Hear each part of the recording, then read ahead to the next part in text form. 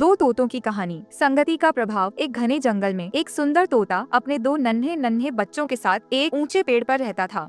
दोनों बच्चे देखने में एक जैसे थे, जैसे जुड़वा हों। एक दिन जब माँ तोता अपने बच्चों के लिए भोजन लेने गई, तभी एक शिकारी चुपके से पेड़ पर चढ़ा और घोंसले से दोनों बच्चों को उठा लिया। जब वह उन्हें जाल में डाल रहा था तो एक तोता फुर्र से उड़ गया, लेकिन दूसरा शिकारी के जाल में फंस गया। भाग निकले तोते को एक साधु महात्मा ने देखा और उसे बड़े प्रेम से अपने आश्रम ले आए। वहाँ उसे अच्छी संगति, प्रेम और संस्कार मिले। दूसरी ओर जाल में फंसा तोता शिकारी के घर पहुँच गया, जहाँ वह रोज शिकारी की कठोर बातें और क्रूर व्यवहार देखता और सुनता था। समय बीता, दोनों तोते बड़े हो गए, एक साधु के आश्रम में और दूसरा शिकारी के साथ। एक दिन एक राजा उसी जंगल से गुजर रहा था। अचानक उसे आवाज सुनाई दी, मालिक, इस अजनबी को मार डालो, तीर कमान उठाओ। राजा ने चौंक कर देखा, यह आवाज एक तोते की थी। उसे यह बहुत अजीब लगा। बिना कुछ कहे वह आगे बढ़ गया और कुछ दूरी पर एक साधु महात्मा के आश्रम में पहुंचा। जैसे ही राजा आश्रम में प्रवेश कर रहा था, उसे एक और तोते की मधुर आवाज सुनाई दी, स्वागत है, हे महान राजा,